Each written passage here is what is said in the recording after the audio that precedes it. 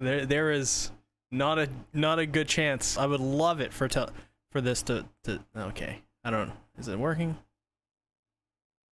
We good? Are we live? Got viewers waiting. How dare you? Oh yeah. I think it's switched. Yeah, I think there we go. There we go. Oh my God, Shueisha is in the chat. In the chat. Is that good? I don't think that's good.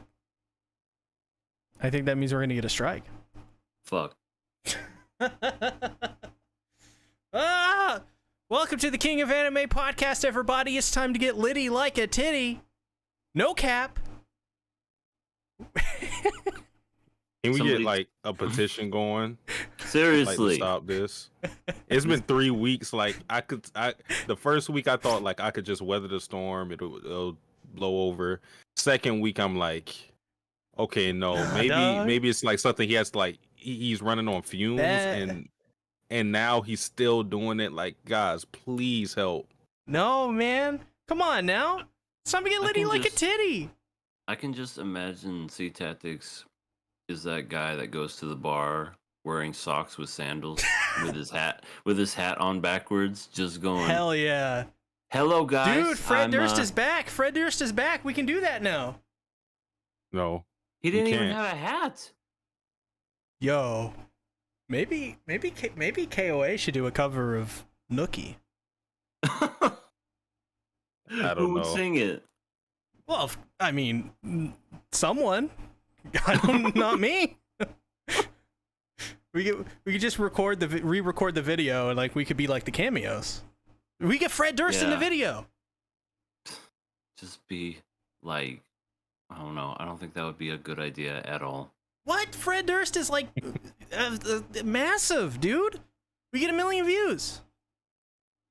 I mean, now he is, but I don't think people care about him anymore. Listen, Fred Durst, we know you're a big fan of the KOA podcast. So we need you to join us. Become one with us. I don't know why I worded it like that. Why does he have to be one with us? I don't think that's a good pitch. No, that's not. In fact, I think he unsubscribed. Yo, I will have you guys know an actual very popular musician follows me. I don't think anybody knows this. Well, is subscribed to me. Maybe watching right now. And if you are, hello. It's Core Slushy.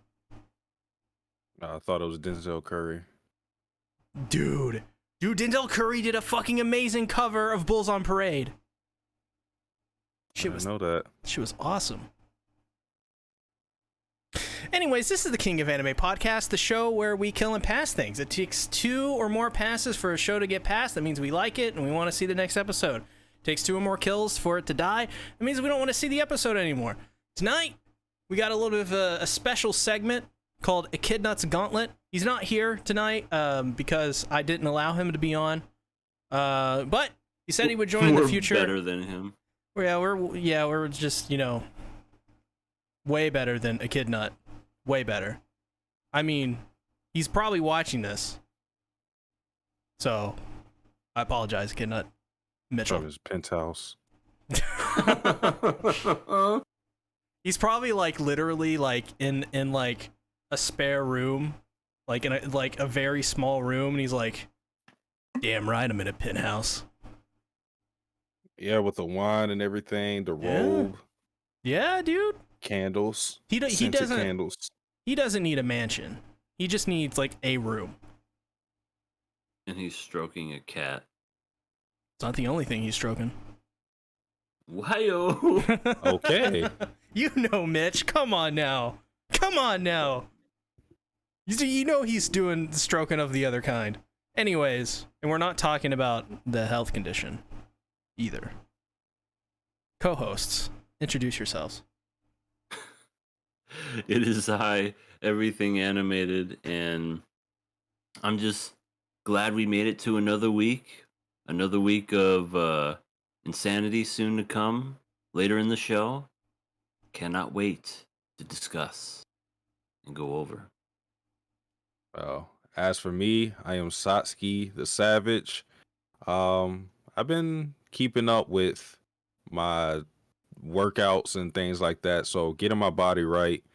And I've been trying to get away from anime, besides what we watch on the show. I've been watching a lot of American Horror Story. I'm trying to catch up Nice. because there's a new season coming. I don't know if it's this week or next week exactly, but I'm on a final season right now. 1984, I think that's the name of the season. Huh. Can't lie though, the last season disappointed me, so What was the one season where like all the seasons combined and they were like in an underground bunker or something? that is the season I just watched that disappointed me. That Apocalypse. was so bad. Yes, it disappointed me so greatly. I thought it had so much potential. It brought back my favorite character. Oh, well, actually, I can't say that. I don't want to spoil that show for So- anybody, but Wait, is this like a prequel to Kimmy Schmidt? it is not a prequel to that show you just named. No. I don't even know what that show is. It came out like 6 years ago. It's fine. So? I still don't know what it is. it's fun. It's on Netflix. It's fine. It's fine. It's okay.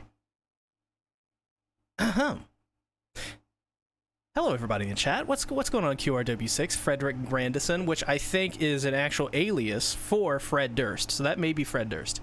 When you not. walking, howdy fellas, howdy. When you walking, BJ Yo. Furtball. My dad is Liv. I think I know he purposely says You live, said live. but I think it's funny if like he actually meant to say my dad is Liv. First of all, that's a great name, by the way. BJ Furball. No, it's Is that amazing. a picture of Bako? I can't really see it too well. Ixnay on the B-co. Well, you could say her name. I figured out a name for the one show that we can't talk about. What is that? Not Zero. That's pretty good. That's pretty good. I'm not Sure. going to remember it, but yeah. Yeah, we forget all the Works. names. We had one for Shield here. Shield guy. But yeah, we forgot it. QRW6 says, "What up, KOA? This season feels fast for me. I'm just getting myself ready for the fall season because there are specific shows I want to watch. So my summer list has low and on back burner. And on the low, I mean for my summer list." Frederick Grandison says, "Glad you're back. I was watching Day Day Live season 2. I'm rewatching Day Day Live, so that it must be Fred Durst." Joshua, hello. How you doing? Light Ruler. Hello. Satsuki, give for Light Ruler. Shout out, Satsuki. Why did I get picked on? Why specifically me? You know what you did. What did I do? No, I don't know what I did. Well, actually, you know what? Let's get into the viewer write-ins for this week because we don't want to be here all night. Cap may be C and Satsuki's new favorite word, but did you know there was a scene in the Blunder Egg dub where Rika said no cap? Why did they throw me in there? Because you love to say cap with No, me. I don't. That is so not What? true whatsoever. When have I said that on the show? No What cap, the- dude. what I the see, hell? dude. No cap. Out of all of us, I think you may have said cap like 1,000 times more than we did. I may have said kneecap, but that was about the extent of any cap I ever said. You're fine. Listen. Satsuki. Let's put the differences aside. We know you say no cap all the time. No, I don't. No. And that's no cap. Oh First my of God. all, the clip that they're talking about, I don't know anything about the expression no cap or cap. No cap means truth, right? Or like no lie. Well, yeah, Yeah. pretty much. Pretty much. Okay. So it just sounds so incredibly stupid and forced whenever you see the clip. You know, Rika's just I don't even remember what she was talking about. Then all of a sudden, no cap. It's like it just oh, that's so cringy. That's it really Funimation. is. That's Funimation these days. That's They- Yeah. you. A lot of people were complaining about the whole Nagatoro sus thing, and that actually like works, I think, but the no cap thing, not only was it not used right, I mean, they used it right in the literal sense when you think about it, but it sounds so awkward because nobody uses that expression for what in the context of what they were talking about. It just, yeah, it was incredibly forced. I don't know why they chose to go with something like that. We I gotta don't know be who hip with wrote the that. kids. Oh God, it's just that was bad. It was. Another question: why did we drop Tokyo Revengers? 2 words. Shithead. There you go. There's your answer. literally, like literally. Why don't y'all ever watch isekai animes? Oh my God, we That's do a lie. though. Yeah, We do though. We we- have the literally time. watched an isekai anime every single year since this podcast started. This podcast started September 2018. In the year 2018, we watched Slime Daddy. The next year, we watched Shield Hero. The year after that, we watched ReZero. This year, we watched Mushoku Tensei. We have literally watched the isekai anime every single year since this podcast started. I guess a follow-up to that would be you guys should watch the animes The Case Study of Vanitas and I'm Standing on a Million Lives and The Dungeon of Black Company and Peach Boy. I think that's a lot of anime. I'm not watching any of those, so I've heard of I'm Standing on a Million Lives and it seems interesting. And I've seen a couple episodes of Peach Boy and I don't know what's going on in that show other than the main character in the show is very well endowed. there's your answer, Raiden. That's your answer. What's the name of the mom manga Satsuki is reading? I'm assuming this question came from Light Ruler. So I will tell Light Ruler what I told him 2 times before he asked this question for the podcast. The person that you need to look for this information is Rexor. See where Rexor added you within my server in the mid manga chat, and you will see the manga's name because he added you with that information, as I told you the other 2 times. I hope that answers your question. What is your guys' opinions of idols and idol anime? I like love 'em. idol animes, especially Love Live. Those are some of my favorites. I mean, I guess I just won't watch any particular idol anime, but those ones just are so wholesome and great. Yeah, I don't know if I could speak to the entire like genre of idol anime, but just Love Live, that franchise I watched, or I guess I'm watching the 4th installment of it. So that just goes to show you, I at least like Love Live enough to care about it. But yeah, I like I said, I can't speak towards it, but I'm assuming some of the commonalities in idol anime are, them actually being idols, singing, like the wholesomeness, just the cute girls and everything like that. It's a welcome experience. It's something different from what I normally watch. I mean, I still watch a lot of slice of life, but I think idols is a different dimension. So I like the genre. Mm-hmm. Do the same fuck Mary Kill thing as last week, but instead of you guys in Hollow, it's with you guys in Echidnut. I'm fucking Echidnut. I'm fucking Echidnut. Why? I don't know Echidna that well, so it would be weird to do anything with him. Yeah, Mitch is Mitch. He's down. He's down. He's DTF. But how will we do this? Because then if we just add Echidna, we're replacing Hollow. Okay. Yeah. So, Yeah. well, I guess my answers would be the same, except I'm switching. I'm switching C to, I guess, fuck now. Fuck. Echidnut to kill because I don't know how you look, so I can't just fuck anything. That's a good point. I think I'll have it the same. But yeah, I'll sorry, Mitch, killing, fucking Ben, and marrying Satsuki. I'm the only. You know what? Just because of this, I'm gonna marry Mitch. I'm gonna marry him. Oh my goodness, Yeah. it's out of spite. Yeah. Well, yeah. This you guys are being mean. You guys are bullying Just wait till my subscriber. Just wait till he talks nothing about he talks everything he talks about is ReZero, and then You mean you're left in it re not zero? not zero. I spelled it the way I said it. I spelled it with 2 E's, so it's fine. Oh yeah, that's right. The E. Zero. Oh my god. Which lolly character can y'all confidently beat in a 1v1? All of them. I mean, you already know my answer. Oh my god. I don't know. That alien lolly is kind of shifty. Oh no. That alien, I think I've made my point. That alien lolly would be dust by the time it laid foot on this earth. I'd be like Will Smith in Independence Day, but instead of the fist, it'll be a shotgun. Just, welcome to Earth. Welcome to Earth. Right, Earth. But yeah, just blowing her brains out with the shotgun. I have detected graviton vibrations. You don't remember that quote? What did you just say? In that movie, when Will Smith says, "I have detected graviton vibrations." I don't think I remember that Yes, part. I remember when line. he pulls out a cigar after he punched the alien and said, "Now that's what I call a close encounter," and I slap my knee every time. Oh, I just did it right now. Like, oh my god.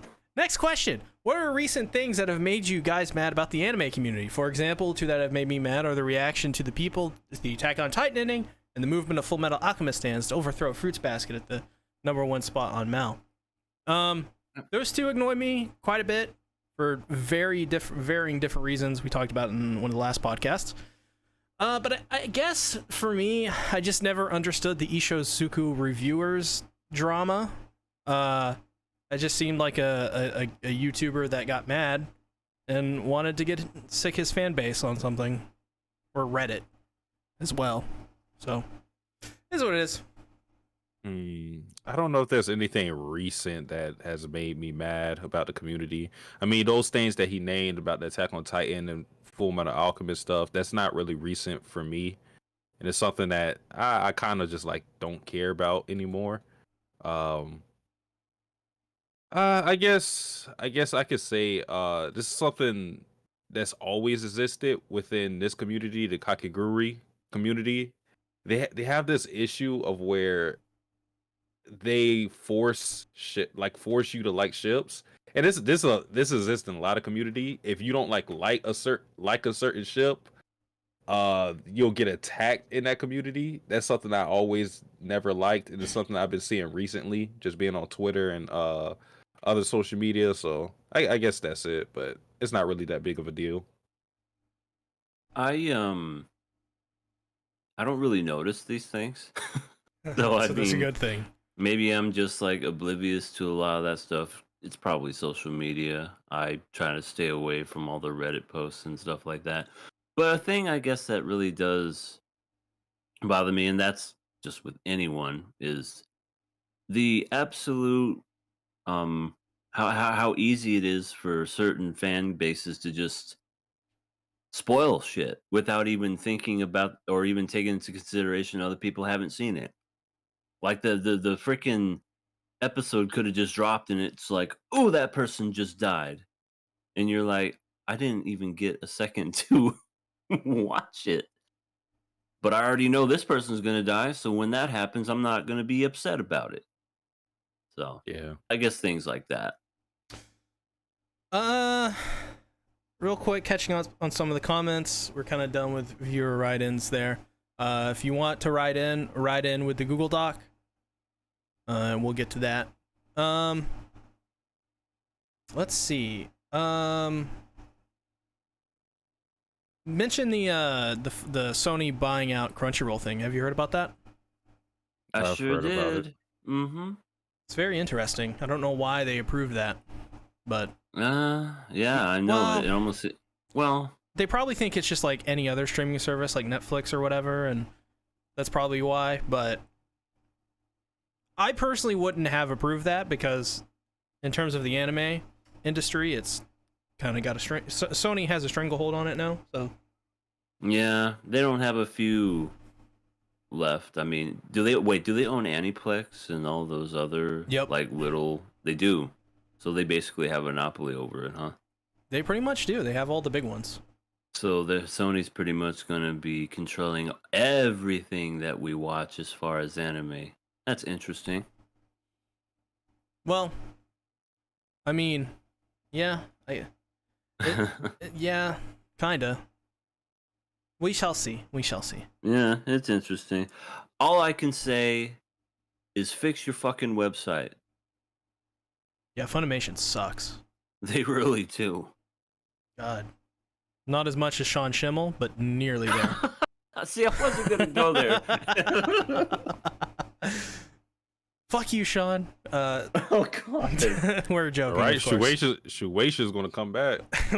We're kidding. Gosh dang it, no. We're kidding. We don't hate you, Sean. Well, 114 was actually not bad. I mean, hey, that's a milestone for us. Yeah. We fucked with Sean. Now Sean fucks with us.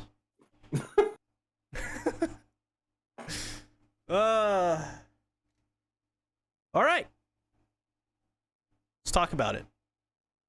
Berserk 1997, aka yet another 2 episodes where Sean Schimmel plays 8 characters. He said, I love the intro.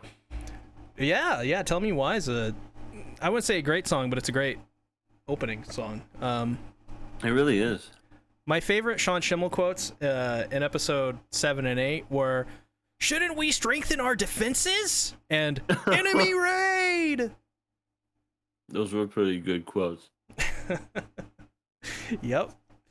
I'm trying to remember. Past 2 episodes, we basically had, well, what episodes are there? 7 and 8? Yeah, this is 7 and 8. Okay. 7, it was kind of regrouping from that epic fight with Beelzebub, or no, with Zod. Oh yeah, That's yeah. Ratu Zod. And I got to admit, freaking Guts, he gets back to like 100% at how much time had passed? Like a day? And all of a sudden he was ready to fight? They don't really properly show how much time has elapsed. Okay. Well, I love the animation of when he's limping with a crutch. It looks like he's like 2-stepping the way that he's walking. He's just dancing the whole time. Oh, sorry, I stepped on your foot, asshole, dude. That guy's an asshole. Yes, yeah, I was about to say, holy shit. I love the other quote I forgot from Sean Schimmel where he just goes, "What an asshole." I don't think that was Sean. What an asshole. We shouldn't compare good voice actors to Sean. So wait, Agreed. I think that came from Corcus, which was so ironic because I'm like, Corcus. You're one to talk. Yeah, I don't know if you've been watching the show, but I got some bad news.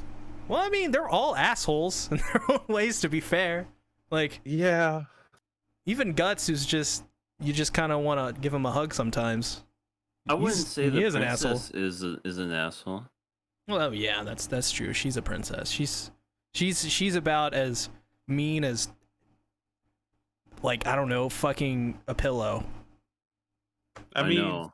she kind of is an asshole. Her father said, "Come over here," that she just disobeyed him. Wow, what an asshole. She's shy. What an asshole. Yeah, She's shy. She's Just shy, say but she hello to apparently Griffith. right. And I love it when she was walking. She just did the typical "oops" and Griffith caught her, and guy just come over and just smacks him. Yeah, And if this was like a modern anime, he would have probably like fell over and grabbed her boobs or something. Right. And you just heard the sound effect. We love and you, he's SAO. like, there's something soft. I don't know, but what is that?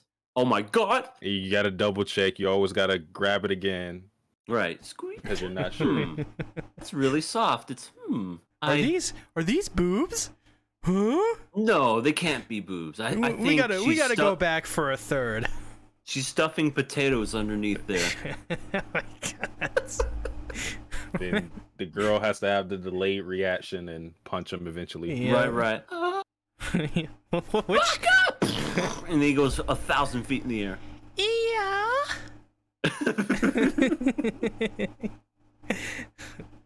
Oh my goodness.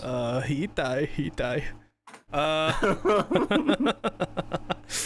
Guts got punched like that. Now that I think about it. Casca fucking punched him right in the face for being kind of an asshole. Which, to be fair, Guts kind of deserved it. He was about to go into this important meeting, and Casca was like, "Whoa, hold back, buddy, hold back." And what did she say? She said, "Why does it always have to be you?" It's such a, yeah, they don't like each other. And they're eventually gonna fall in love. Yeah, but Casca likes. Casca likes Griffith though. That's the thing. But she laid with Guts to keep him warm. Well, yeah, because Griffith said. That is true. It is a woman's duty, according to Griffith. I keep calling him Griffith. Griffith. Yeah, he's Peter Griffin. He leads the army. Yeah. Based on him saying that, has that situation happened before? I suppose so. You know what? Maybe all the newcomers that come in, he just says, "Casca, please keep him warm. Be a blanket." Everybody's just like, I'm pretty sure there's going to be a lot of, if that was the situation, I'm pretty sure there's going to be a lot of dudes that just like try to make themselves as cold as possible. My God. Right, no. right. To get the like, Casca treatment. Oh, I'm shivering. My nipples are hard. Please.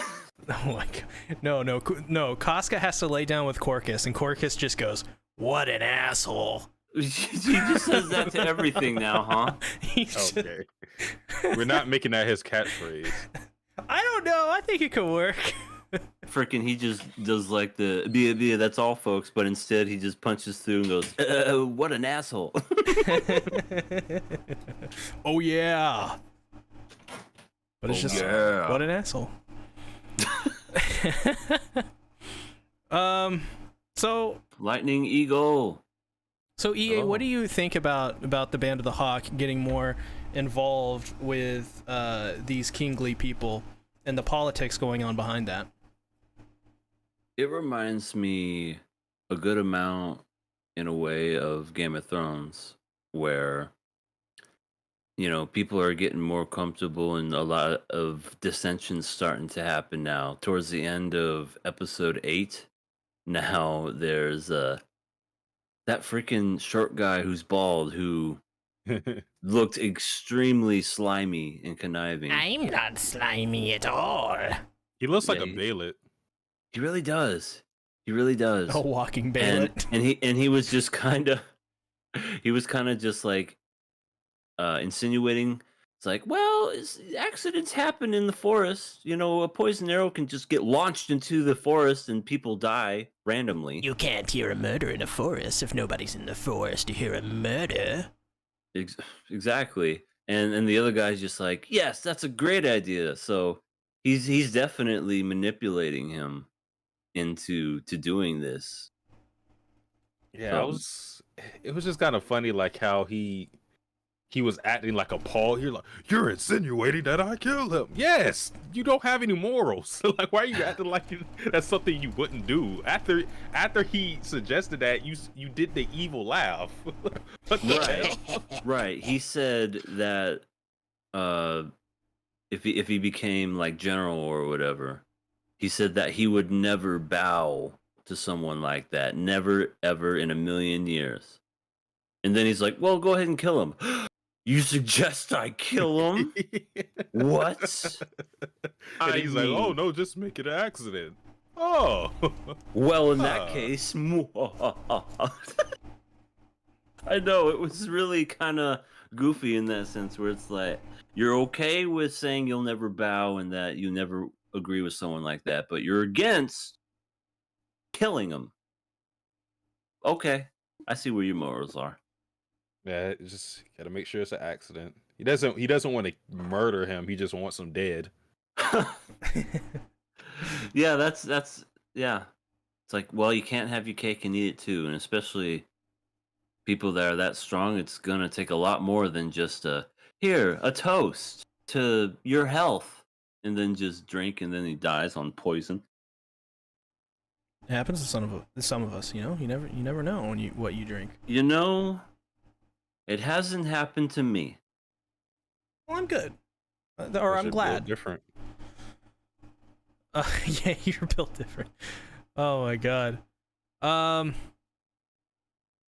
So, I think my favorite part in episode 8 was when Sir Adonis is on the raft and he's like, "Get off, swine! This is my precious family heirloom." And it's a fucking raft. Yeah, it's a fucking raft. It's been passed down to generations in the Corporowitz family for 400 years. And then the one guy called him out on his bullshit. Like, wait, did you say like 200 last time? That scene, that when he was talking like that, reminded me of Louis Armstrong. How he was like saying, "This is a technique that's been passed down for generations." Generations. Yeah. Armstrong is the man. He is the man. But yeah, freaking. Oh, this is an heirloom that's been passed down from generations. 400 years. 400. This guy's a fucking liar. Or he's about to go extinct because Jesus Christ, like this is the fruit of like generations of fucking raft. Freaking, he's a terrible leader. I have to admit. He burns down the place where they're staying at because they were trying to kill Griffith and his men and it didn't work. And he was like, "Success! I'm not even going to check the bodies." The guy's like, "You just blew up our entire camp and you ruined everything. Go back and kill him." They go to the castle. He says, "Don't worry. No one's getting through here." They get through there. And then when they do, he just goes, "Well, I didn't think they'd do that." So then he's like, "I'm going to escape on this raft." And like you said, family heirloom, get off, take off your armor. Y'all can swim. What a dick. Goes back to the general, and the general asks him a question like I would ask. "Why are you still here? Where's the castle?" "Well, you see, they kind of took it over." What kind of fucking answer is that? So then I'm surprised because I thought he was gonna die right then and there. I thought he was gonna like cut his head off or something. But the general gave him a third chance. To be honest, he gave him one too many. So I don't know what's gonna happen with him next, but I don't think it's gonna end out good for our old blonde-haired friend. Well, I actually think it's an interesting question to think about. I don't know if he's terrible or Griffith and the band of Hawk are just that good because, like, honestly, when he was holding down the castle, he was about to do something very stupid, and that was to just charge ahead and try to get rid of Griffith's army when he already had it's a siege, so it's like you have the advantage in like multiple situations, so it's not smart for you to get rid of abandon your advantage and like leave the castle open. So he avoided a stupid situation like that. It's just that Griffith came up with a good plan, and it wasn't like that crazy, but they pretty much just transported the horses over there. They snuck around the back. It's really like incompetence on the soldier because they just like let Guts in there. They literally just let him through. Yeah, they did. They were saying, "Hey, we're gonna pass along a message. We gotta give it to you. It's a surprise." And they just opened the door, and then they just started murdering everybody. Yeah, that's crazy. Yeah, all things considered, at least with that situation, I don't think it was necessarily like he was just bad. And in the other situation where he ended up like blowing up the area where he ran away from, that plan almost worked. Mm-hmm.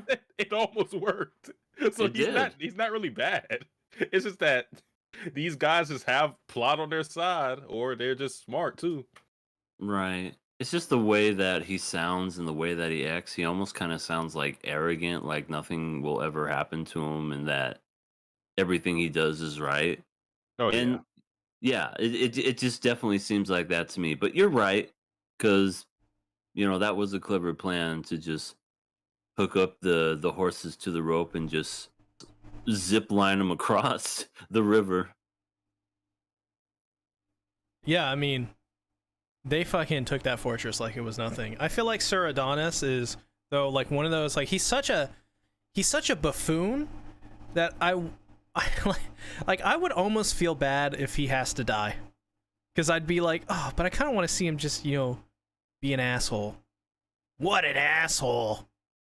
He can't realistically survive in this world. It's just that you can't be. Can't. I'm not saying he's incompetent in terms of like I said, because he's run into bad luck. Like imagine like you're doing so good and then you just run into the Band of Hawk in all these situations. They're literally called death on the battlefield, and the fact that he literally survived these people twice, that speaks to him at least knowing when he's outmatched. So he's not even really bad. It's just that you can't have all these failures on your resume and stay alive. So yeah, I think we all feel like his time is coming short, especially since it's his last chance. Mm-hmm. Third time's the charm. Third times, and there goes his head. Oh. Maybe he'll be able to repel the forces of the Band of the Hawk. Maybe he Maybe. just like turns into like a great general. I would like that. Yeah. Maybe that's where the story's headed. I mean, somebody needs to do like a theory crafting video on what would happen if Sir Adonis just annihilated the Band of the Hawk on his third try. Guts dies. Griffith dies. Casca. Only person left is Rickard at Pippin. Of course, yeah. That's who it has to be. He'll be like, "I like the cut of your jib. Join my squad." You totally do that. How big is Guts' sword? Very, very big. That's not even That is, he was laying on top of like a roof. Oh, sorry. Yeah, he's the only roof half with chub right now too. He's only like half chub. I There's still mean, more for him he to looked grow. it looked fully erect when he was holding it up. You know what I'm Well. saying? Like he's just laying, pointing. And you know how anime they reach their hands up towards the sun or the moon. He was reaching his sword up to the moon, and I'm like, damn, that thing is long. I mean, I meant everything I said. it's gonna get it's still like it's only half chub right now. You just wait.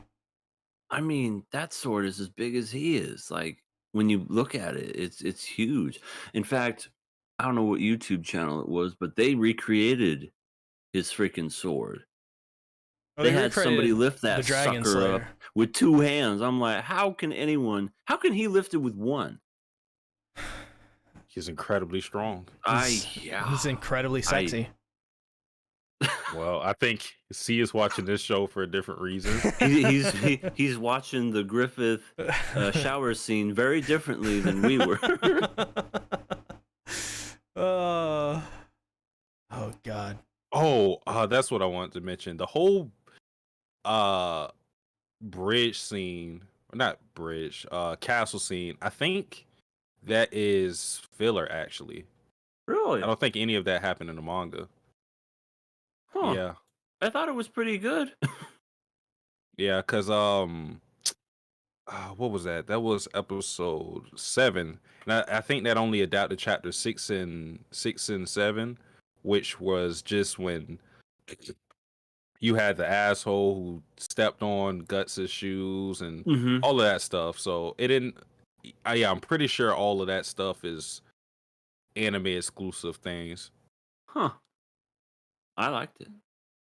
Yeah, it was pretty good. But when you really think about it, that battle didn't really show us anything in terms of like adding on to the characters or anything like that. It's just like they took it over and that was really it. Like that battle didn't show anything on Griffith's wit really. Not something that we didn't already know.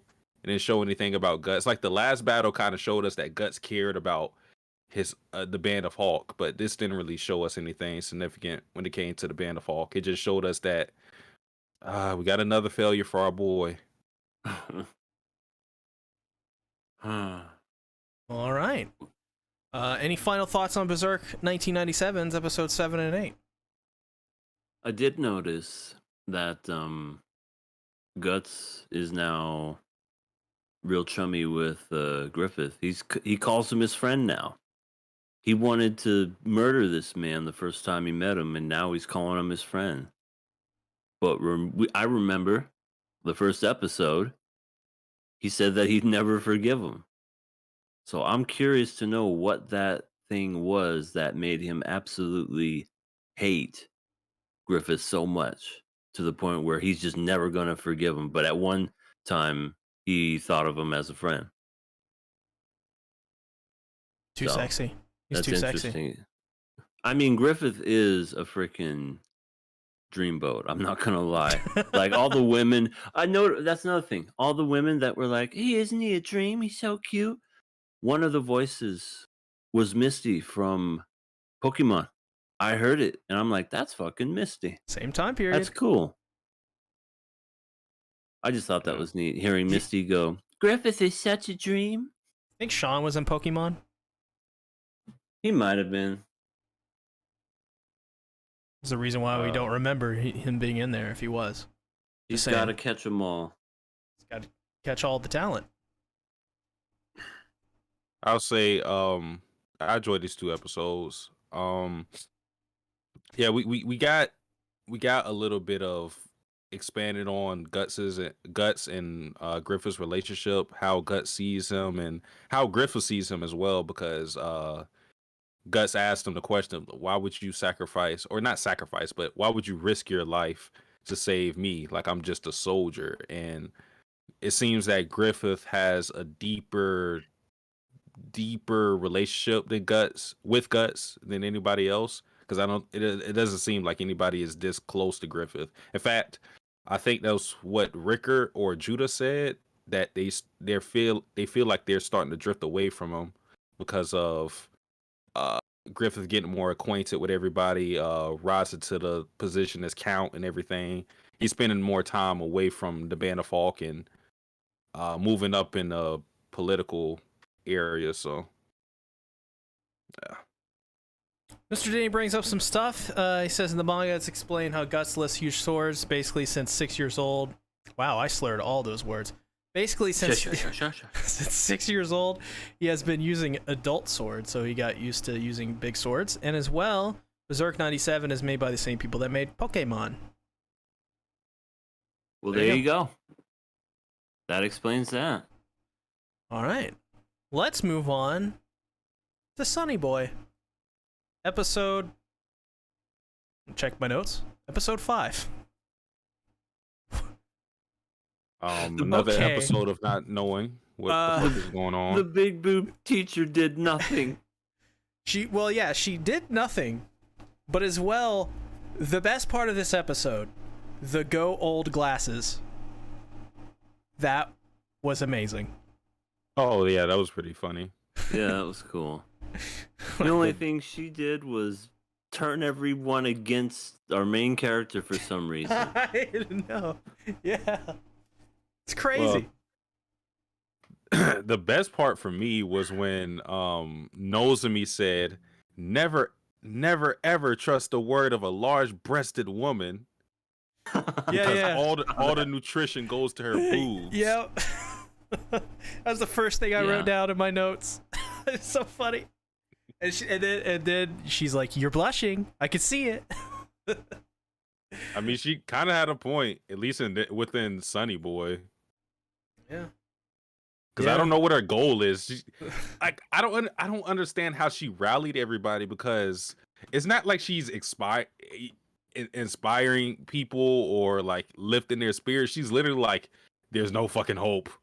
We're all going to be stranded here." And then everybody's like, "Huh, you're right. Hey, fuck Nagara." And I'm like, wait, huh? What? This show. If she just told you you're going to stay here, so why are you blaming this guy? This show's wild. It's just every episode, it's something new where I'm like, well, I want to see where this goes. And then we see where it goes. And it's just, it doesn't really resolve. It's just another thing. You're like, well, I want to see where that goes. And it's just that nothing is ever resolved. It's a constant tease. I don't know if I like this show. I mean, I don't like it, but I like it, if you know what I mean. No. I don't. Okay. Damn. I still want to see where it goes. Like, We said it's this so 5 weeks in a interesting. row. I will say it every time because it just brings up different. It just introduces new ideas to the series, and like what we got in this episode, I think was them specifying, or at least they speculated on it, but it's probably what it is actually is Nagara's power, because they thought that his power was just simply like teleporting and switching everybody else to different locations. But what the theory was around his power now is that he's actually creating different worlds. So that changes things. If it's that, then he can't simply just go back to their old world because again, he's creating different worlds. So yeah, it's not as simple as they thought it was. Yeah, I guess that's what happened. No, I remember something like that. I really don't think I like the main character. I mean, they kind of made us feel a little sympathy for him because he was bullied and picked on. So let's all dogpile on the main character and blame him for, I guess, everything, apparently, according to the teacher. Well, the teacher is I hate her. She lied to us. She put a teenage boy in between those breastises and said, "You're going to evolve." And I was like, "Hold on, lady." He's becoming a Digimon. That's how you get someone on your side. God, can we? When I think Digimon now, I think Blunder Egg. That's not good. Why? I don't know. That's not good because of those fucking little Digimon they had. But we call them Pokemon. I know. But why am I thinking that? I cannot compare Digimon to that show. I need to go to therapy. Digimon, digital monsters, Digimon are the champions. We should do Digimon for the next Nakama. I think I understand your dislike for Nagara, though, EA. I think I said this before already, but he's too much of a pushover. I think that's the issue with it, because when everybody's yelling at him and blaming him for them being stuck, they're like, apologize, and he's about to apologize until Nozomi steps up for him, and it's like, you would want him to be the one to be like, fuck you guys, like it's not my fault that we're here. Like if I wanted to go home, we would be home. You know, it's illogical to blame me for everything, and you know, it's just like mass hysteria. So it makes sense why they're blaming him, because they don't really understand how his powers work. He doesn't seem to understand what it is about either. So there's room to blame him, and everybody's just following suit. But it's like, you know, at some point you have to have some pride about yourself and defend yourself. I agree. And I'm just waiting for him to get to that point where he's just like, you know what? Screw you guys. I'm going home. And then he creates his own world and jumps through. And and then he goes back home and leaves everybody like they're stranded on the island, and he just does the double gunpoint middle finger as he goes into his world. Now that would be a great series. Dude, I want to see South Park's take on this now. I want to see what like, what are their names? Matt Stone and Trey Parker and Trey Matt Parker. Stone. Yeah, I want to see what they do with Sonny Boy. It would be so funny. Those guys are endlessly creative. They've actually done some things with anime in the past, and they're actually pretty good at it. I have to admit, like, there's like a few. That's fighting love. Like Futurama and Simpsons, they do the traditional speed racer. Haha, talking fast like a beer. Haha, it's like that's not all anime. Come on now. But South Park, they nailed it. They're like they know their stuff. Yeah. They're from what I hear, those guys are a massive like fan of animation in general. And what they do with South Park is they do like 3 months of like just like literally like 20-hour days making these episodes, like an episode like every couple days. Because it's so easy. But they like, people know this when they're getting signed on, but it's like just 3 months of grueling, just pushing out a season in that short amount of time, and they get the rest of the year off and get paid, really well. They recently, I'm sorry, going on a little tangent about South Park. They recently bought the actual Casa Bonita in Colorado because of that fucking episode of, well, maybe no one's seen it, but it's the Casa Bonita episode. So now Trey Parker and Matt Stone own their own restaurant based off of an episode of South Park.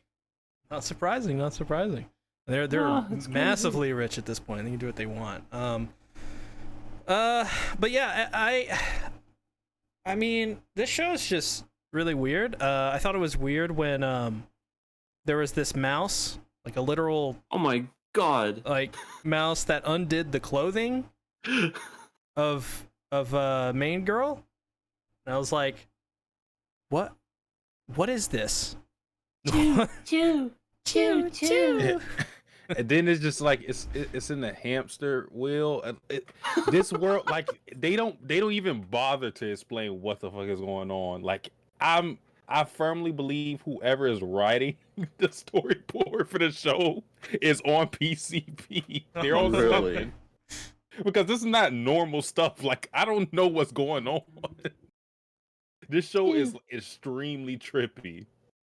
Right. It's a mouse, and then it got turned into a mouse. And then it undoes threads? Right. Yeah. And then it goes into a hamster wheel, which I don't think mice do that. Well, maybe they do. I don't know. Chew. But yeah, it just kept doing it. She's just talking to it like it's normal. It's like, you ready, little mouse? Chew. It's like, that's not... See, that's why I really don't care for this show, just because nobody reacts the way that normal people would in that situation. What the fuck is that? I don't know. What the fuck is that? No, they're just like, nah, my life's boring. I'm a teenager. My God. Yeah, they're kind of like, especially I think the Garos probably did an extreme example, but it's like, yes, a lot of these characters are stripped of their emotions. That's why I like Mizuho so much, because she'll do things where she'll get angry for the MC a lot of the times. Yeah, I think she's probably the best character in this whole show. Her and Nozomi. I don't think there's any guys I like in this show other than maybe that one guy with the eyes. I'm looking it up. Raj. Oh yeah, Raj Handy, Raj's yeah. pretty cool. Yeah, he's the only guy I really like. But everyone else is just kind of, I don't know. That one jock that pulled his pants down the first episode, I could care less about him. That's his name, by the way. That's not me saying Cap. His name is Cap. His name is Cap. No Cap. Yes. Oh my god. His name's Cap. No Cap. And then isn't Hoshi a dude? I don't know. We still don't know. I think he's just. I think he's like. I think he was supposed to be in Hunter x Hunter, but then he got rejected. Probably. But yeah, I don't know. Like I don't even.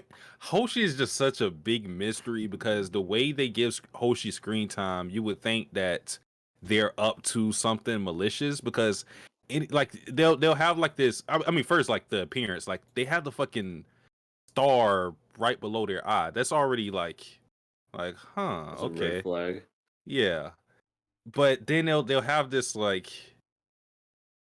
they'll have this air about them where they act like they're like happy-go-lucky. Like in this episode, Hoshi was trying to be the peacemaker and everything. But then there'll be scenes where you get them alone and they're just like, they'll do like the evil smirk and the crazy eyes. So I don't know what's up with Hoshi. I don't know if Hoshi is a boy or a girl. I don't know if Hoshi is good or evil. But like I say with this show, anytime I'm confused, I'm interested. Well, capitalize on you not knowing. That's what I say about this show. I don't know. I'm giving it a pass. I'm tired of Bitch Boy. I'm killing it. I am passing this show. God. The mystery intrigues me. The Mystery Mobile Gang. Let's go to the Scooby. No, it's not called the Scooby. The Mystery Machine. I think is what it was called. Hold on, EA. I will save you. I am here to make a prophecy. The prophecy of Sonny Vivi? Boy. Oh my God, it's Sonny Boy! A prophecy of Sonny Boy. This show will reach astronomical heights once we reach episode 7, and it will skyrocket. It will never look back. This show will go to places that we've never seen before. It will be regarded as one of the best original anime ever. Oh my God, we have another prophecy. I want to say that's a pretty high prophecy. Yes. Okay. I guess episode 7. What are we on right now? 5. Okay, next one's gonna 5. be. Okay, so 6. 2 weeks from now, we'll see if Satsuki's full of shit or if it's the truth. Oh shit! I guess that's the deadline. I guess we have to Satsuki has to kill it at that point if the prophecy is wrong. I'll fucking do it again. Oh Lord. Okay. 1 kill for Sonny Boy, not enough. But let's introduce Echidnut's Gauntlet. Echidnut is not here. He may join in the future, who knows. But for now, it's just us 3. Basically, the concept of what Echidnut's Gauntlet is Echidnut likes to recommend us shows. So I gave him his own segment where we cover the shows that he recommends us. And this week, he recommended Idaten Deities, or as I call it, Idaten Diets. You called it diets there, and you called it deities. This was recommended to us by our friend Echidnut Mitchell. He, of course, he's a YouTuber, but he's also kind of an official member of the King of Anime podcast as well. He was on a long time ago. And if you don't know, if you're on KOA, you're technically an official member, because we don't usually trust people.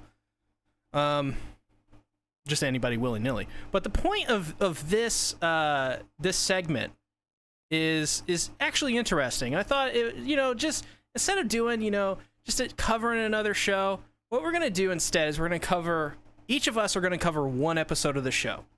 So this is the way it works.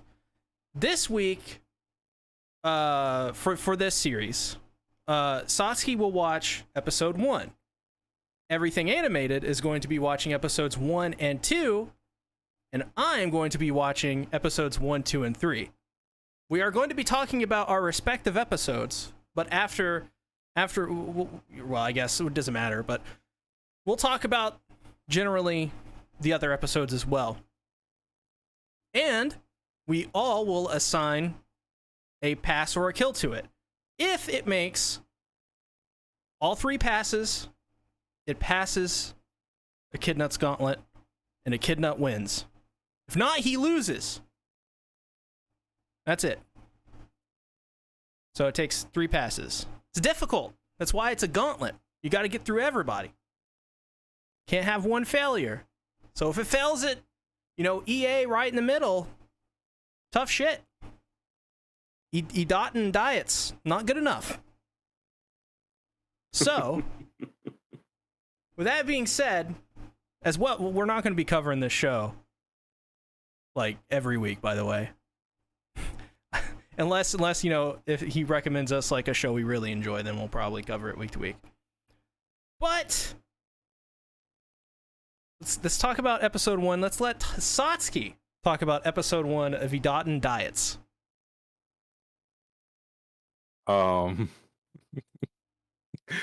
Okay, so the premise of the show is the fact that we have these god level threats, or I don't know what you want to call them. They're pretty strong.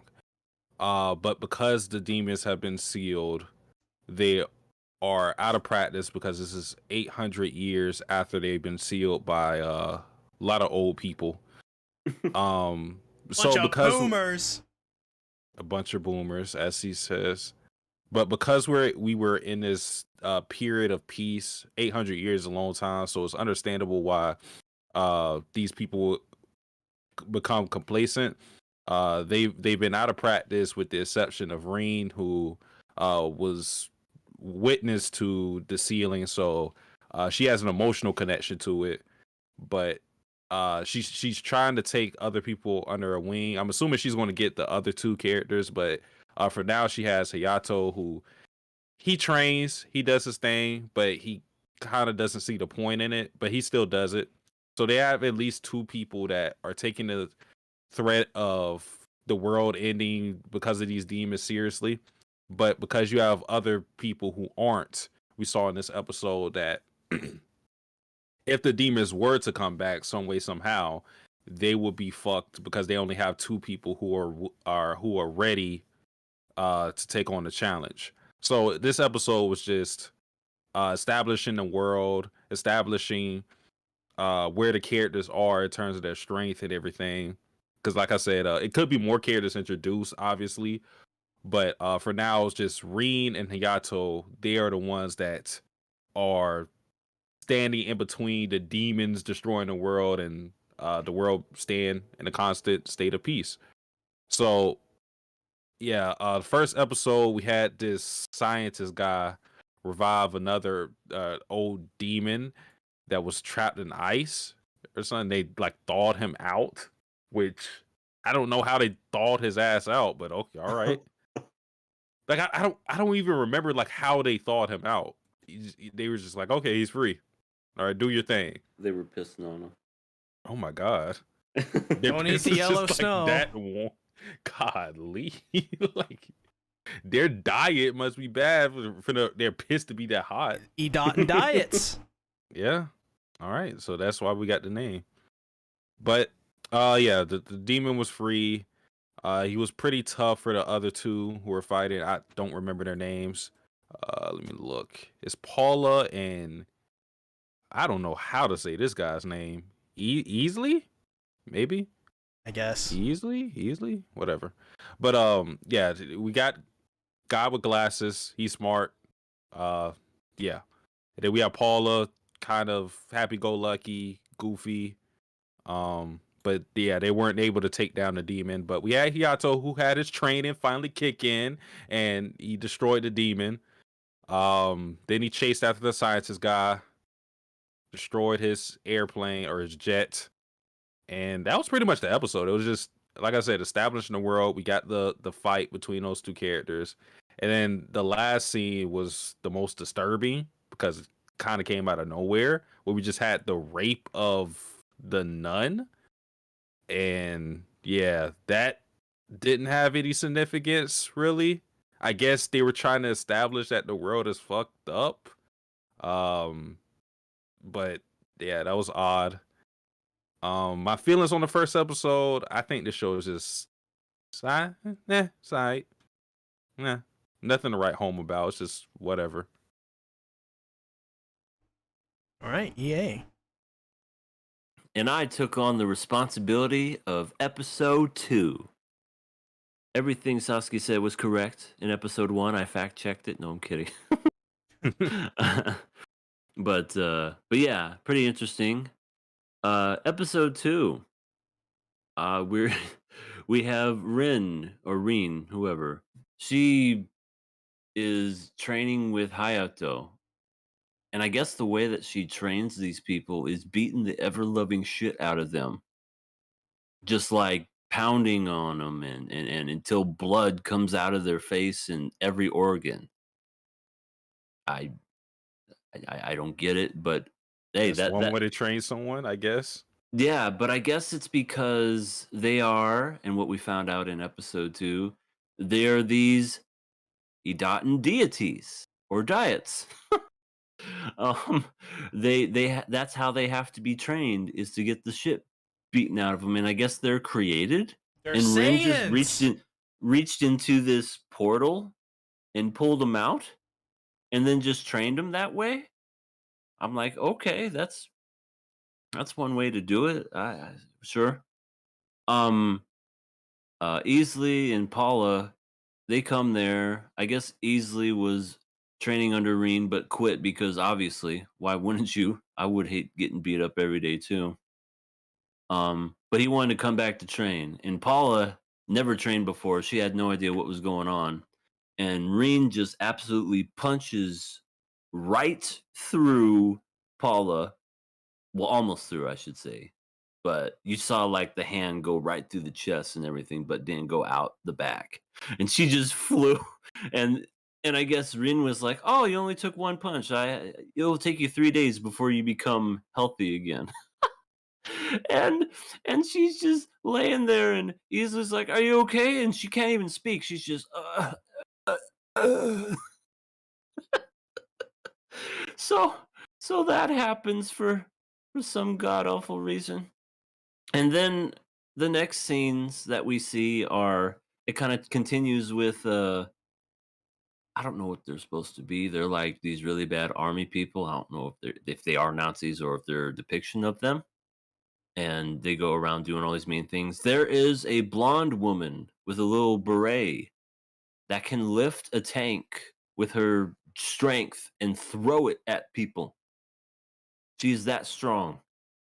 And then she has like a twin sister or something. I don't know. She has a certain sister that's like very the polar opposite, because the original blonde, she's like a general. She's very serious and keeps, just super strong. Like, this is how we're going to do things. Is that clear? Yes, ma'am. Woo.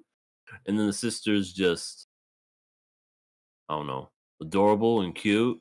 But she has this weird thing that comes out of her arm where it turns into tentacles and can rip people into pieces. Like, she just literally just like ripped this one dude that was eavesdropping on this meeting, which included the doctor from the first episode. And I guess he was a robot, so he had like a robot, a spare robot with a literal his face, and it was taped on to the robot. Oh my God, he's like George Lopez and what was it, Sharkboy Lava Girl? Yeah. Literally. Yeah. He's in episode Pretty 3 as much. well, like that. Pretty much. But yeah, he comes in and they're gonna have a meeting. I don't know about what, because that's kind of like where it ends. Like, they're about to have a meeting about something, but then the army general's sister said someone's eavesdropping on us. So then she did the little arm thing through the wall and then just ripped this guy into pieces, because the tentacles just grabbed his arms, legs, head, and just every which direction. It's like, ugh. So it introduced a bunch of people. I maybe the next episode we'll get a chance to know who they are, but so far I'm just like, this is just, it's a lot more interesting than Sonny Boy. I will say that right now, just because it's not like all over the place and people react how they're supposed to react. Not like, oh, it's the sky is raining Skittles. Oh, I'm bored. I'm emo. Just yeah. So crazy show. As for episode 3, they kind of have this meeting. We're introduced to the big boob lady with the tongue sticking out. Like, her tongue literally sticks out all the time, and she's like basically naked. Interesting character design, not too crazy for it. But I don't even know much about the character. Episode 3, however, it's just I don't really like this show. Like kind of like EA said, it's better than Sonny Boy. But Rin, I am here for Rin. Like, Rin has just taking it out of the context of this show, Rin has the best scenes every time, because this show, based off the first 2 episodes that I've seen, it's just a show about fighting, and the story means nothing. Basically, the story in episode 3 is pretty much, well, like, the bad guys are bad and they want to take down the good guys. And that's really all you need for a story like this. And I think because of its simplistic story, I think it leans to its detriment a little bit. It's not very interesting. There's a lot of fights. It's kind of like the God of High School, honestly, in terms of there's no story. It's just fights. And I guess if you're into that, you're into that. Now, granted, this has way more story than God of High School, but it has that same general approach where the story is, supplanted by the actual fights itself. And the fights are really well animated, especially in episode 3. Very enjoyable. Can't say there's, visually speaking, really anything bad about this anime. It's not an anime that I will look at and go, yeah, I like the way this, my personal tastes like it, but it's just really good. Though I have the question, who's the main character in this show? I feel like with 3 episodes in, I feel like there should be a little bit more of a presence of like a main character or somebody you can get behind. It feels like, honestly, they focused more on the villains than they actually do any of the good people, and giving a main character. Like, I feel like Paula is more of a main character at points than anybody else, and I think that's just because Paula's kind of cool. I like Paula. I don't know why I like Paula. This is cool. I know why. Wow, I'm gonna cry. I like Rin, but I don't think Rin's the main character. And as well, I don't remember if this was episode 2 or 3, so I apologize. Maybe you can tell me. They kind of like, who is this nun character? Well, they brushed over her stuff. They gave her this really out of nowhere scene that didn't really need to be there. She is in the intro of the fucking anime. She's not. And that's the scene that we've seen so far of her. Yeah, in my opinion, the main weakness of this show is it has cohesiveness in the places that it doesn't really need to be as cohesive, if that makes sense.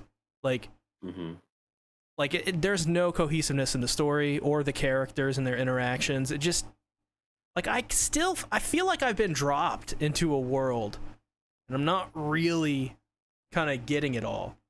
That being said, though, I do think this show is entertaining. If this is I'm up and it's on TV, I may sit down and watch it if I have nothing to do. It's not offensive outside of that one scene at the end of episode 1. It's not anything terrible so far. I can tell it's going to get really into fan service in the next couple of episodes. At least that's what it seems like. And QRW6 brings up that Idaten diets, or what the fuck this show's called. It's also written by the guy who wrote. It's also written by the guy who wrote Interspecies Reviewers, and from the artist that created Miss Kobayashi's Dragon Maid, or the other one that I really like. What is the other one called? Rah or something like that. I can't remember. But yeah, so in the art design department, they got someone really good. I don't know about the Interspecies Reviewer guy. I don't know if he's a good writer. I can say right now, the strength of this series is not its writing; it's the action and it's the way it looks. So, in my opinion, if you like those things, and this is really this is meant for you. If you like Dragon Ball Z, this has a lot of very harkening back to Dragon Ball Z. I mean, the Doctor being a robot, Dr. Gero, come on. The fact they're episodes 1 and 2 looks like that Android 13 movie. That's the feeling I get from it, from Dragon Ball. It's impeccable. Some of the tastes and how they cross-pollinate and stuff. So that's cool if you're into that. But Satsuki, would you give episode 1 a pass or a kill? No, I would kill it. Oh, fuck. It failed the first try. Why? So why is that? I was waiting for that. You want to know why? Sure. It was literally the last scene. The last scene, they completely, I was the the show before that last scene of episode 1, I was like, all right, this is fine. Like, it's probably gonna be a show I don't really care about too much. You know, I'm watching a lot of anime right now this season that I'm just like coasting through. So I would have been fine with coasting through Idaten, but when they did the last scene, I was like, literally, they just they had it and then they just fumbled it completely. Like they were about to get a touchdown, they just dropped the ball. I agree. I One think of those try to Yep. make a touchdown, and then they thought they have a touchdown after a pick six, and then they drop it like an inch before the goal line. You know what it's like, EA? It's who was that player? He played for us too. I don't know why I'm forgetting him. I'll send you the play, but Sure. it's I cannot remember his name for his shit right now. He played for us. He was, god damn. He played for the Eagles primarily. I cannot remember his name, but he had this play where yes. Yeah. They had the play Jackson. where he celebrated before he reached the goal line. Like he threw the ball back and it counted as a fumble. Like that's what the show did. Yep. I know exactly what play you're talking about. Yep. Yeah. I mean, yeah, I think if we covered this on the show, we would have killed it first week, like in a traditional sense, just for the simple fact of that being so out of nowhere. And also, I'm not gonna lie, the setup to that scene until it went to the rape stuff, I was like, wait, this is actually, what are they doing here? This is interesting. Are they gonna have like a religion versus these like Nazi-like faction people? Like, whoa, yo, that'd be cool. A cool setup for the next episode. And then they did a very like surreal but artsy rape scene. It's like if Madoka Magica wanted to do a rape scene. Yeah, literally it. It was like it wasn't good. like it wasn't a good scene. It came out of nowhere. There was no context for it. It was like, why? But why? Like, yeah. yes. And I read a bit of the manga to see like if this was just an anime original thing or if like, you know, I wanted to see if they took liberties with it. But no, that's in the manga too, and it's more graphic in the manga. In the manga, they're like more graphic with everything in general. Like they just straight up show titties. Like, and there's nothing wrong with that, but I don't know. The show is like real. It's just not. It's not for my taste. You know what Mitch is doing right now? While he's stroking his cat in his room with his bottle of wine in his robe. Oh my god. He's singing to himself, "Don't break my heart, my achy breaky heart." I don't think this is going to break his heart. No. I think he said that it's going to be a show that we either like love or hate. Dave, they killed Echidnut diets? What's that? That's Mitch, that's the show that you recommended them to watch. I recommended them to watch a show? Yeah, he's probably going to forget.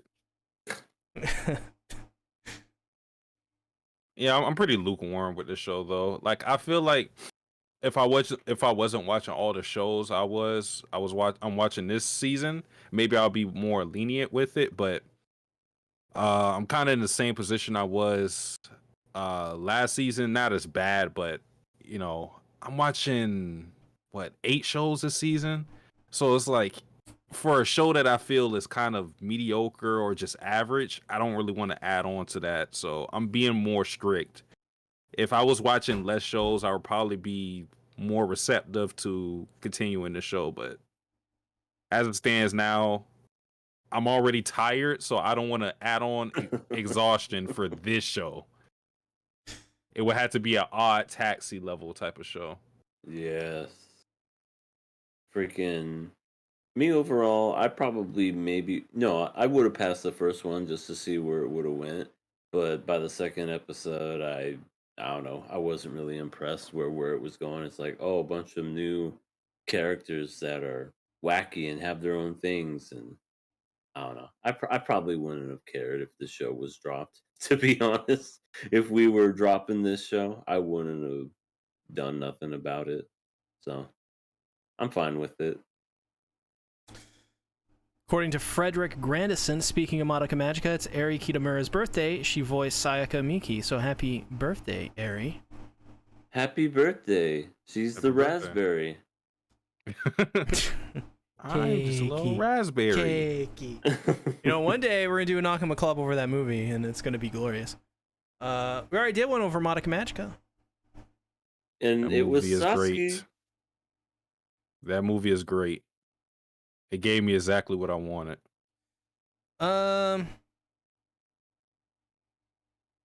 Thorian says the tape scene. I don't know what he's trying to do there. I think you know what he was trying to say. Loses meaning if it isn't put in the right scene like it is in the manga. Easily explains how the Idaten don't have an obligation to help the humans while the scene is taking place. Yeah, it's still a weird scene though. I don't think it should have been there. But and that's just that, and that's it's not because really it is the rape scene itself. That's one thing. It's just like a really out of nowhere scene. It just ruined the pace of that episode and the way it was building up, in my opinion. But knowing that the scene that did that is also a rape scene, kind of makes it hard for me to get behind this show. But as for, just based off episode 3, it's cool. It was a good episode, but like it's not my thing. Like some people like ham sandwiches, some people like turkey sandwiches. I don't like ham sandwiches. I like turkey sandwiches. Oh, you don't like ham? Oh. Well, I do like ham sandwiches. What about fried ham? Listen, yeah, you're gonna make me die, okay? How am I gonna make you die? You're gonna literally make me dead. That's what you're gonna do. Why?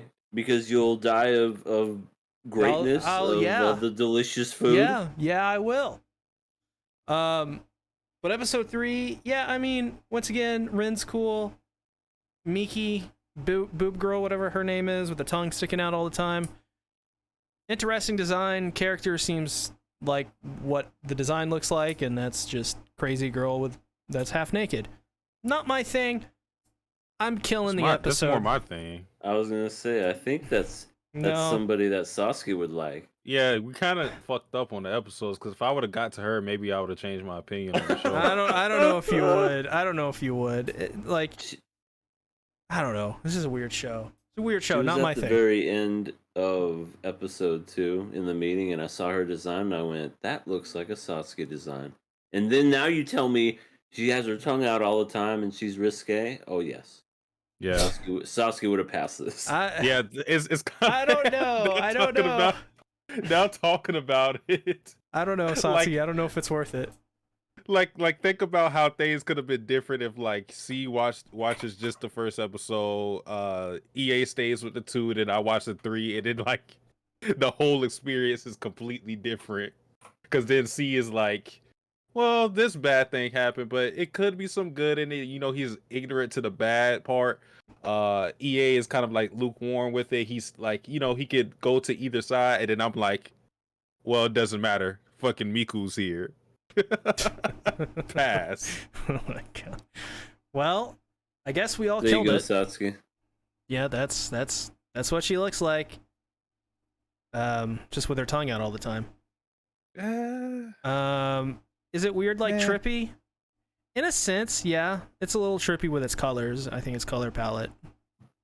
Not necessarily with its designs or its backgrounds or anything quite like that. But 6 out of 10. Oh my god. There you go. There's her with a whip. Yeah. Yeah, she's fine. Yeah, so I guess this is 0-1 for Echidnut. Yeah, you failed. You lose, Dacer.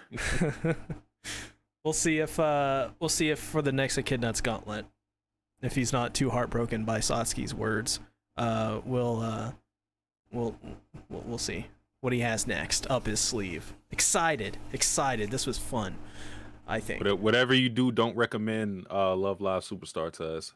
I would hate that. Yeah, me too. Don't recommend us to eat a fried ham sandwich. No, please, bitch. And don't forget melted cheese. Oh, fuck. Toast. Let's move on to To Your Eternity. Damn it. Fuck. Big blood. Big blood. Big blood. Look, Echidnut. Mission failed. We'll get him next time. Oh, that's great. Oh, no. That is Echidnut. great. No, that's Fred Durst. Echidnut is Fred Durst. That's who it is. We figured it out. Who Fred Durst is. It's Echidnut. Keep rolling. What? I don't think we were trying to figure it out though. See, that's just you. Yeah. Hey, ladies. Hey, fellas, and the people that don't give up. I'm sorry. Got a little too into that. Oh, God. that was Etsy Donut just now. To Your Eternity. Oh my God. Episode 18. So I guess Tonari likes Fushi. In that way. You know what's crazy? Is that Tonari, if she liked him in that way, he could be any sex that she wanted, and she could be bisexual if at any time. Yeah, I think it goes for anybody. Yeah. Fushi's a weird character to have romantic feelings for. Because it's kind of like the question of, do you like Fushi for Fushi, or do you like Fushi's multiple forms? Like, I can't imagine like a girl going like, go into the Perona form. Now go into the old granny. Oh my God. She's not even dead. Not yet, but you Oh, know he's man. gonna transform. Now change into the mole. Oh yeah. Oh my God. Jesus Christ. Okay. That went into a weird place. This episode was sad because all the people How so? died. Chubbs from Wedge from Final Fantasy VII died. Oppa died. Opie? I don't know. Yeah. I don't know what the I was gonna say they all had it coming. Mio from K-On! Died. Very sad. Yo!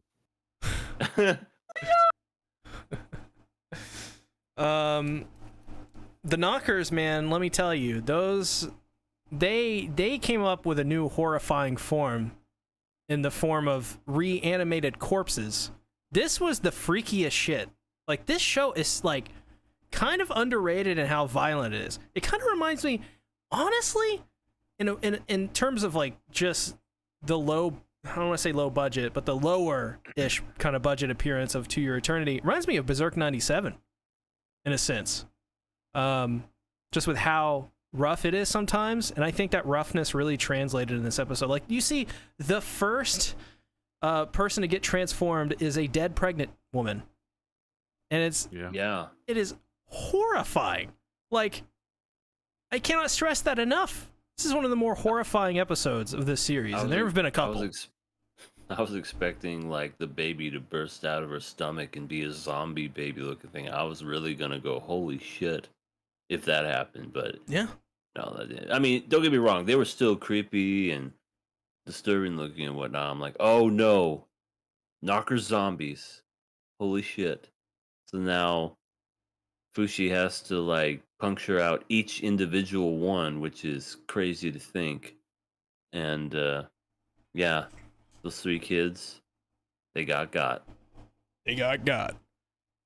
Freaking the little girl, they just pierced through the and then she stabbed Mia with the spear.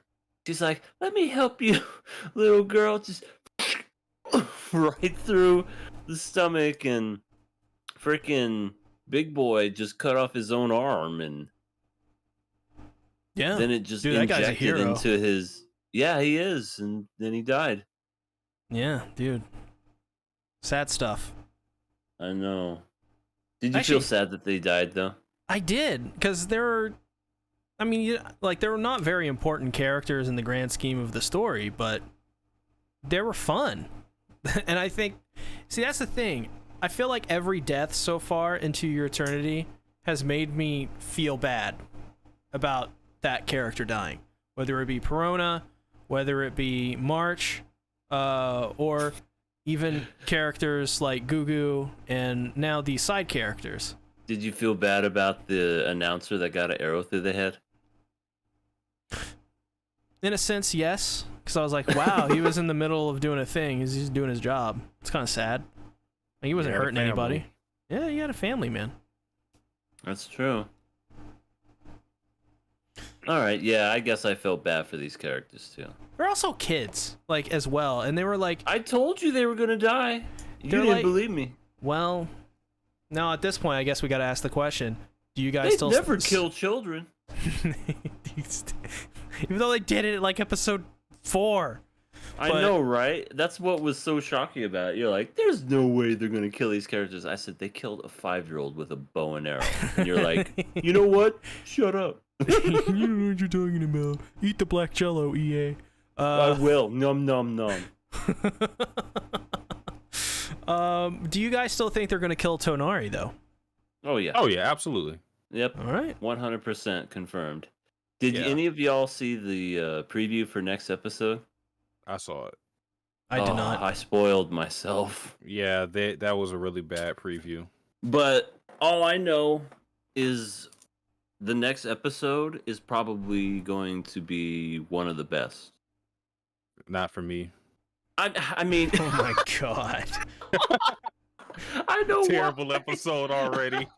but I thought for a preview that I was like, damn, that's spoilerish as hell. Yeah, that was pretty goddamn terrible. like it's there are previews where it's like, okay, they're fooling you into thinking something, but the preview felt pretty straightforward as to what's going to happen. Yeah, and really did. It's really bad. But I think it's gonna be great. I mean, Satsuki's gonna hate it, but I think it's overall gonna be a good episode. Yeah. Well, I thought it was interesting that Tonari had these dreams about her family and wanted to help Fushi out and like put a piece of paper, and like she was very clever about it, and freed Fushi. It's pretty nice stuff. Did you think that scene was kind of anticlimactic? How he just was like, "Sup?" There, yeah. He was just like, "Sup, Tonari? What are you doing here?" Yeah. Let's see, what else do we have in here though? What did you guys think actually? I was gonna say, well, when it comes to the deaths that we got, I felt bad, but it wasn't a tearjerker at all because we weren't attached to these characters. Right. We can't really say anything about these characters individually. We can't say much about their personalities. They're just like, for us, they're just the friends of Tonari. It has significance to us because Tonari considers them friends. That's why it would even remotely make us feel bad. And like she said, they're also children, so there's also that factor. But just for me, my God, I've been so desensitized to violence because of American Horror Story. So it's just like, even like child murder, I'm just like, meh, whatever. Oh well, yawn. Yeah, Kids deserve it. Should have learned martial arts. yeah, they should have. If you're on this island, you had to learn something. But Right. these kids are pretty. Like, there's the guy we have Hawkeye with the exploding arrows. We had the big boy. The little girl didn't know shit, so that's why she was the first one to die. She knew how to die. Yeah. Oh my god. Yeah. That's why you don't trip in horror movies. Yep. You Instant trip, way to die. you're dead as soon as you trip. Yeah, this episode did have a horror movie quality to it, actually. It really did. Just the way that those creatures looked, and did you see the part where Mia, what's her name, Maya? Anyway, the redhead, she was still barely hanging on, but then when she died, she was slowly turning into the zombie, and Chunky was like holding her up, like just it's gonna be okay, and she's just like her whole face and everything turned into those veiny looking things. It's like, oh, Big Chungus should have done something about that. oh my god, Big Chungus. QRW6 said dreams equals death last. Yeah, Sure. that's always a thing. I said it last episode. As soon as Tonari had the diary that she kept, that was an instant red flag for me, because when you have those dreams, that's a death flag. And also when you have like some concept in place to pass on a legacy, that's an instant red flag. As soon as I seen that diary, I said, okay, most likely Tonari's gonna die. Fushi's gonna pick up the diary and live on through her because of that. So yeah, I'm pretty confident that Tonari is gonna die next episode, along with somebody else.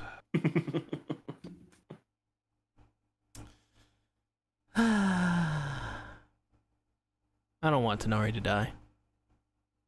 Well, I want feel like Fushi. everyone. Fushi needs to get a girlfriend.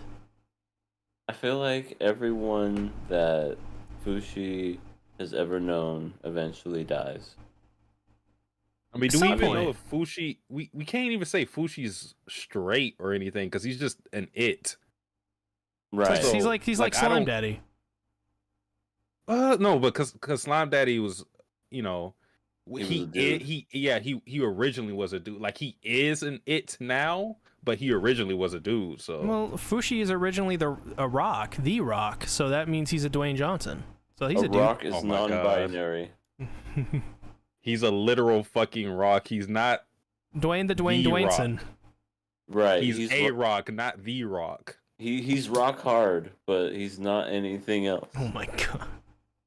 Literally rock hard. He's well, I think we found out Tonari's purpose out of all this.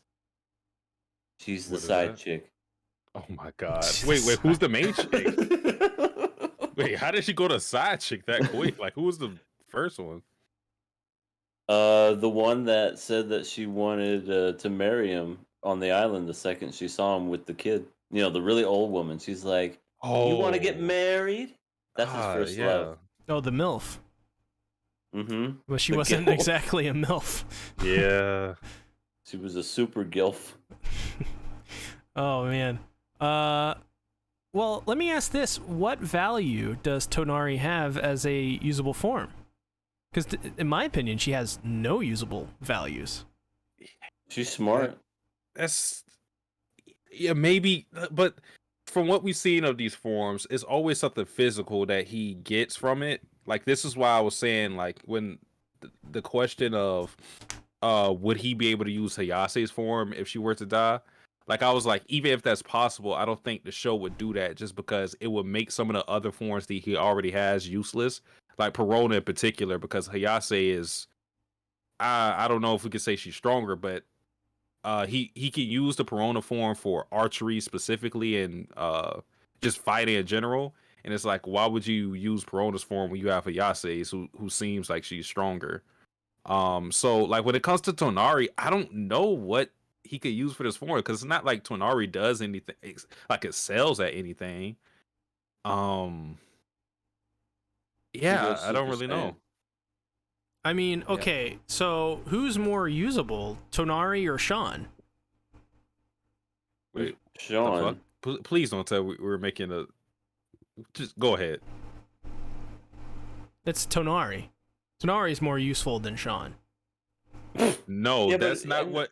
We Explain. were asking who Sean was. No, you guys know who Sean is. QRW6 says SeaTactics rant videos have been showing up in my recommendations. I'd love to do another one of those eventually. They're very fun. And another thing. What the fuck? QRW6, you take that back. It says Hayase over Perona. No. Ooh. I don't think he was talking about the I could be wrong, but I don't think he's talking about the characters. I think he was referring to what I was saying about like the forms. Like if he had a choice between the forms of Hayase and Perona, like the only reason to explain him not using Hayase's form is because he hates her. That's it. If I wanted to survive, I'm using Hayase's form from what she's shown. Yeah. Not She's using not afraid to get Sean's naked, form. so That's you for can sure. find yourself a man in that form. Oh my god. Oh my god. She wears bandages. saying. She's fully clothed. Not last episode, she wasn't. Wait, are we talking about Hayase or Perona? Her Hayase. Oh. Oh, I'm sorry. My mistake. I was referring to Hayase. Well, She I got don't. scars, but she ain't afraid to get naked.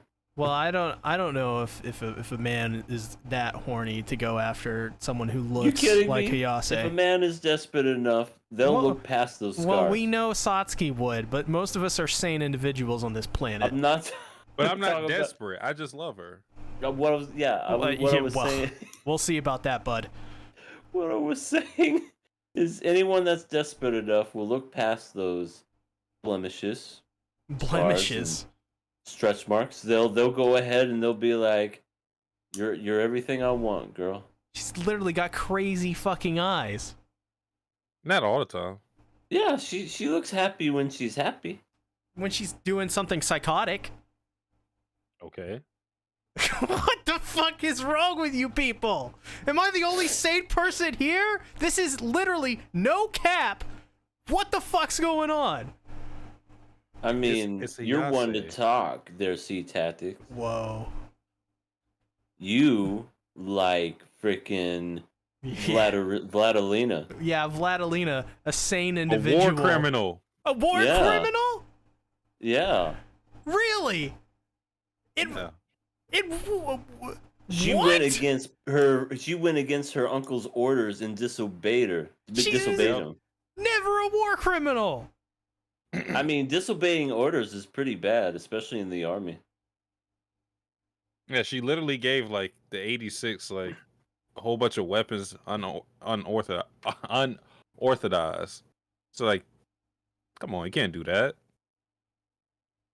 And I'm pretty sure she said a couple of mean, nasty things to her friend and blackmailed her. I'm Yeah, pretty sure for- blackmailing Oh is my bad. god. And then Lightning brings up, C likes crazy Sakura. Listen, I don't like Sakura because she's crazy. I like Sakura because she's wholesome. She's my daughter, okay? I'm gonna raise her good. I'm gonna get her a good education. She's not gonna be anywhere Zoken. No, nowhere near Zoken. That guy's an asshole. And she's gonna marry that sweet boy named Shiro Emiya. And he's gonna do unlimited smash works on her, and they're gonna create beautiful grandchildren for me.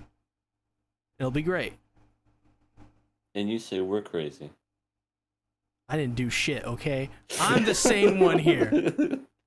I'm the sane one! Well, I apologize for accepting Hayase for who she is and looking past certain things. I'm not shallow. Wow. Okay.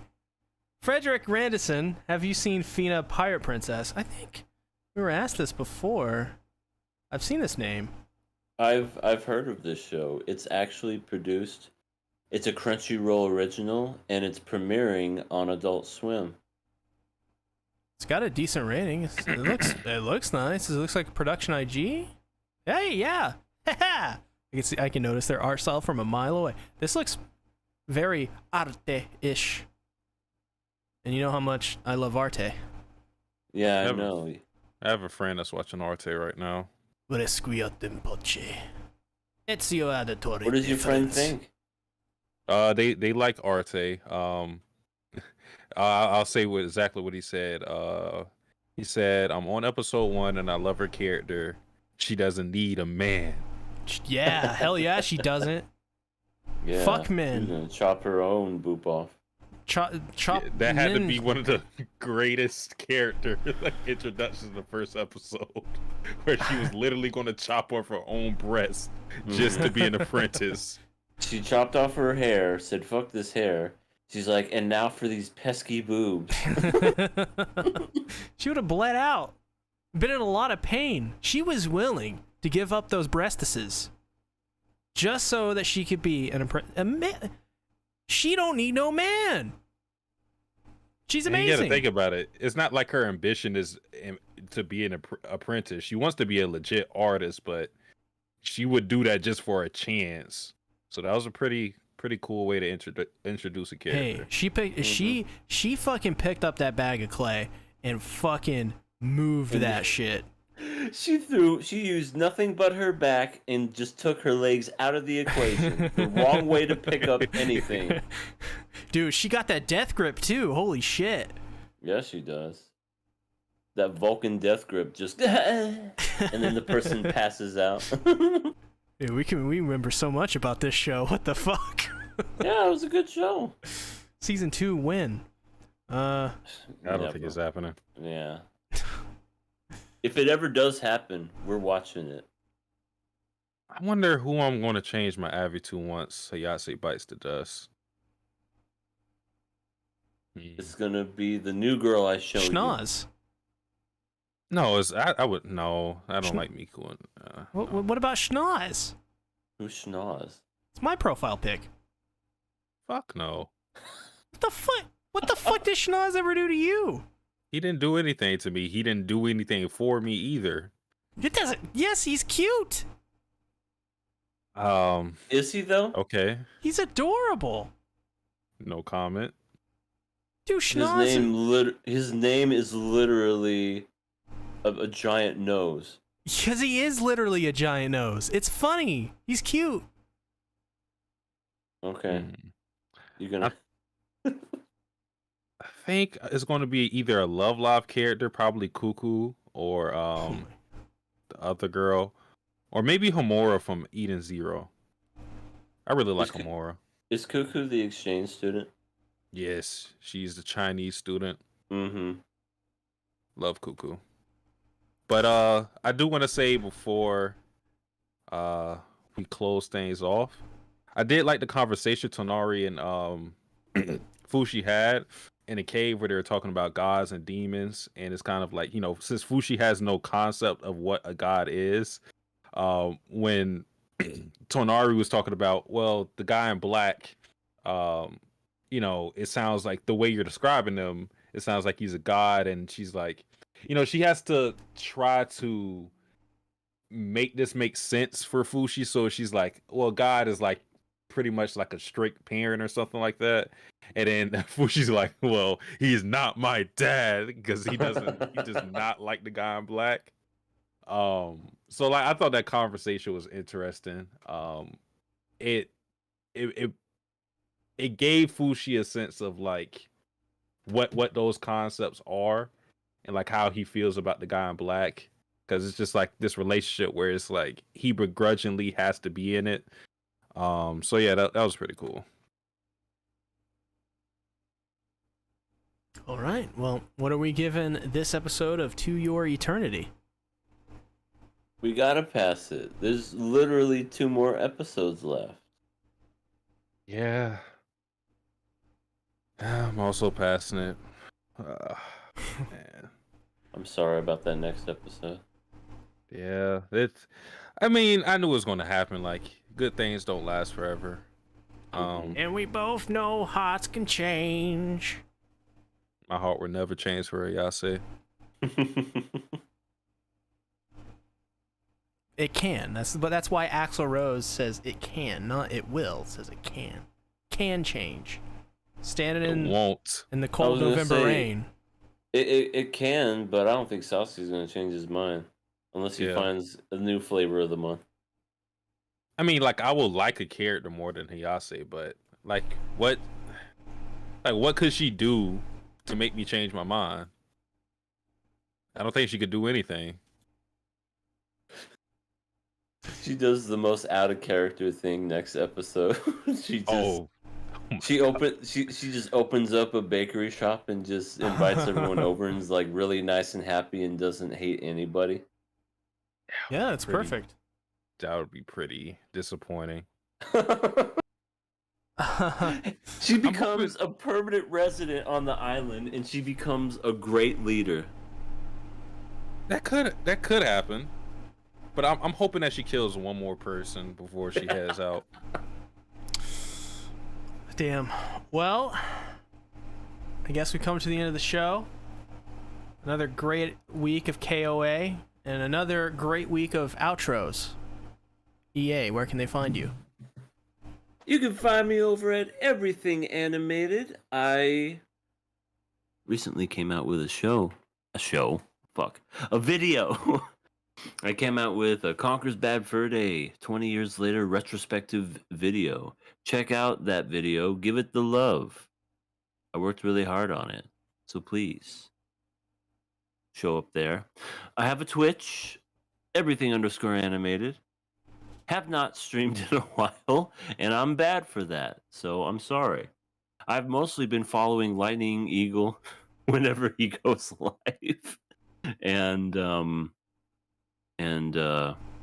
Hollow, but he goes under a different name whenever he streams. I've been watching them play a game. I have absolutely no idea what it's about, and I'm one more sub away from my All Elite channel. I said that backwards. All Elite couple channel. I'm almost at 300 subs. Yeah. Hey. So please, if you could show me some love over at All Elite Couple, I would most appreciate it. And from there, we do reactions to wrestling, AEW mostly, reactions to trailers, video games, and pretty much whatever we want. So, yeah, that's it from me. I want to real quick mention at the end of the show here, Kenny with a $15 super chat. Thank you so much. Much appreciated. Thank you, Kenny. Yeah, we're going to spend it all on crack cocaine. Satsuki, where can they find you? It's not enough for crack, but you can find me on Satsuki the Savage as well as Satsuki the Reactor. Satsuki the Reactor is taking a little break, but have a backlog of Fruits Basket, JoJo's Part 3 and 4 on that channel. 5 pending, coming soon.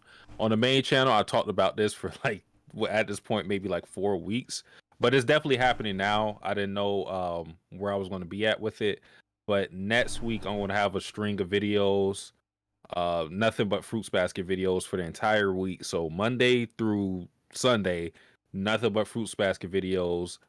I got the first video completely done for those string of videos, and I pretty much gathered all the material I need except for one video, but I got my ducks in a row, so I should be done by next week. And you guys should, if you follow Fruits Basket, if you like my content based on that, you should get a whole thing of Fruits Basket videos next week, so should be fun.